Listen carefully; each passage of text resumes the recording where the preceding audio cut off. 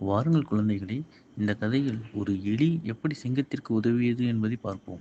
ஒரு அடர்ந்த காட்டில் சிங்கம் ஒன்றும் எலி ஒன்றும் வாழ்ந்தன. சிங்கம் காட்டுக்கு அரசனாக இருந்தது. எல்லா விலங்குகளும் அதற்கு பயந்து மரியாதை செய்தன.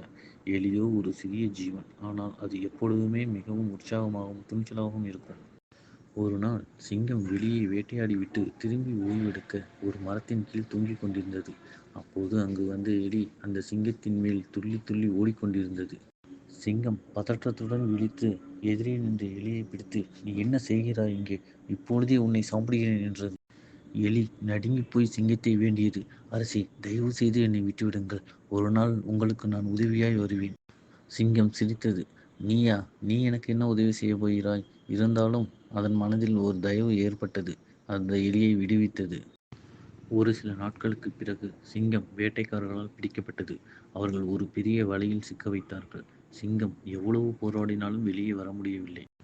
அதனை கேள்விப்பட்டு எலி அங்கு வந்தது. அது அதன் கூரிய பல்லால் வலையின் கயிறுகளை கடித்தது. சில நிமிடங்களில் சிங்கம் விடுவிக்கப்பட்டது.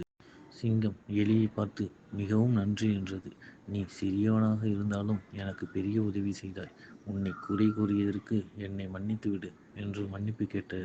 குழந்தைகளே, இதிலிருந்து நாம் தெரிந்து கொள்வது என்னவென்றால், யாரையும் குறைவாக மதிப்பிடக்கூடாது. சிறியவர்கள் கூட பெரியவர்களுக்கு உதவி செய்ய முடியும் என்பதுதான் இதன் கருத்து.